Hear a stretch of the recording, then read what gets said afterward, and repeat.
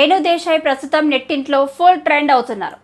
గత కొన్ని రోజులుగా పవన్ కళ్యాణ్ అభిమానులను నెట్టింట్లో నెటిజన్లు చేసే నెగిటివ్ కామెంట్లకు రిప్లై ఇస్తూ వైరల్ అవుతున్నారు. పవన్ కళ్యాణ్ ఫ్యాన్స్ లోని కొంతమంది రేణు దేశాయ్ని నెగిటివ్ కామెంట్లతో పదే పదే బాధ పెడుతూనే ఉన్నారు. ఈ ట్రోలింగ్ ను చూసి ఆద్య కూడా బోరున ఏడ్చేసిందట.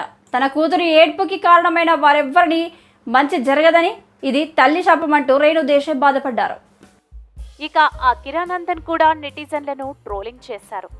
ఇలానే మీ అమ్మ పెంచిందా, ఇదేనా మీ పెంపకం అంటూ సదరు నెటిజన్ను రేణు దేశాయ్ తిట్టేశారు. ఇలాంటి పిచ్చి కామెంట్లు ఎలా చేస్తారు, ఎందుకు చేస్తారు, వాటి వల్ల ఎంత బాధగా ఉంటుందో తెలుసా అంటూ ఆవేదన చెందారు. ఇలా నెటిజన్లు అనాలోచితంగా చేసే కామెంట్లకు ఎంతగానో బాధ వేస్తుందంటూ రేణు దేశాయ్ చెప్పుకొస్తుంటారు. తనను ఫాలో అవ్వడం ఎందుకు, ఇలా కామెంట్లు చేయడం ఎందుకు అని నిలదీస్తుంటారు. రేణు దేశాయ్ ఇలాంటి నెటిజన్లు వేసే కామెంట్లకు రియాక్ట్ అవ్వడం పక్కన పెడితే, ఆమె ఎక్కువగా పెట్స్ సంరక్షణ కోసం పోస్టులు పెడుతుంటారు.